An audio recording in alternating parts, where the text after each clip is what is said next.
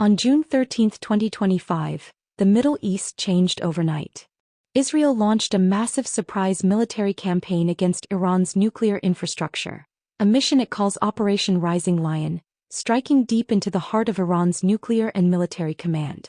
Dozens of targets were hit, including the Natanz uranium enrichment site, Iran's primary facility for producing nuclear fuel. In Tehran, the headquarters of the Islamic Revolutionary Guard Corps was rocked by blasts. Iran's state media confirmed the deaths of senior IRGC commanders and nuclear scientists.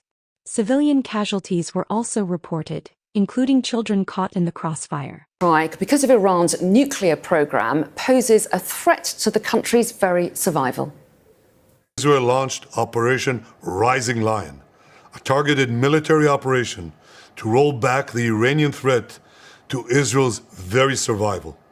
This operation will continue for as many days as it takes to remove this threat. For decades, the tyrants of Tehran have brazenly, openly called for Israel's destruction. They've backed up their genocidal rhetoric with a program to develop nuclear weapons. In recent years, Iran has produced enough highly enriched uranium for 9 atom bombs. 9. In recent months, Iran has taken steps that it has never taken before. Steps to weaponize this enriched uranium. This was a necessary action to prevent an existential threat. Israeli officials vowed to continue the operation as long as needed to eliminate the danger. They framed it as preemptive, not provocative. Just hours later, Iran struck back, launching over 100 drones toward Israel in one of the largest aerial attacks in the region's history. Israel's missile defense systems sprang into action, intercepting most of the drones. A state of emergency was declared and tens of thousands of troops were mobilized. The conflict's impact rippled across the region. Jordan and Iraq shut down their airspace. Jordanian forces intercepted drones overhead. Flights were grounded. Oil prices soared.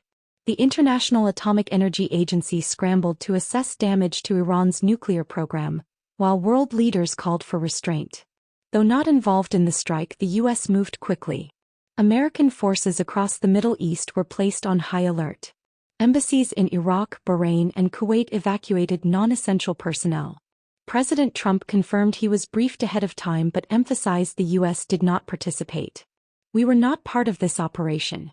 But let me be clear, Iran must not retaliate against American interests." As the dust settles, questions remain. How much of Iran's nuclear capability was actually destroyed? Will Iran double down or come back to the table?